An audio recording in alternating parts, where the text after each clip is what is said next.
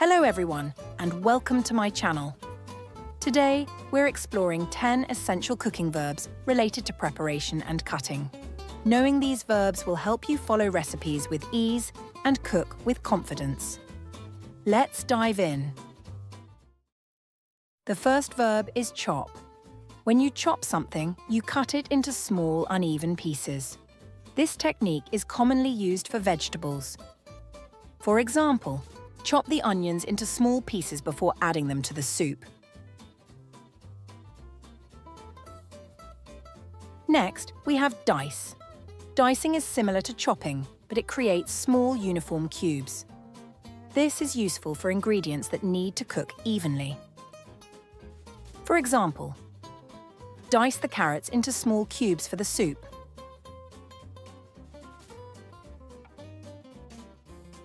Another important verb is slice.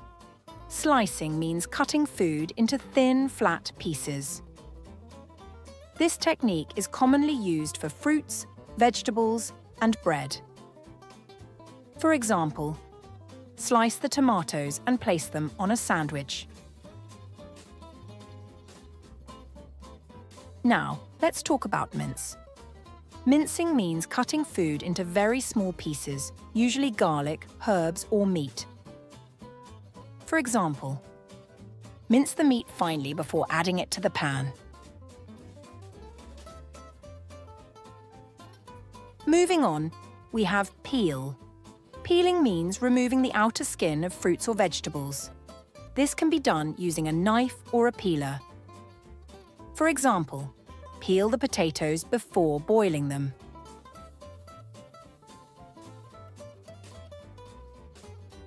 Another useful verb is grate. When you grate something, you shred it into small pieces using a grater. This is commonly done with cheese, carrots, or citrus zest. For example, grate some cheese over the pasta to add extra flavor. Now, let's talk about whisk. Whisking involves beating ingredients together quickly to combine them or incorporate air. This is often done with eggs or cream.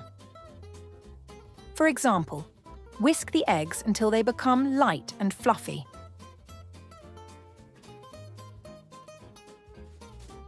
Next, we have mash.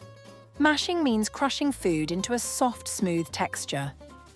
This is often done with potatoes or bananas. For example, mash the bananas before adding them to the cake batter. Another common verb is blend. Blending mixes ingredients together to create a smooth consistency, usually using a blender.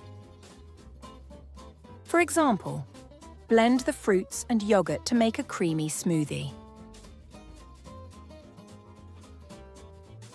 Finally, let's talk about knead. Kneading means pressing and folding dough to develop its texture and structure. This is a key step in making bread or pizza dough. For example, knead the dough for at least 10 minutes until it becomes soft and elastic.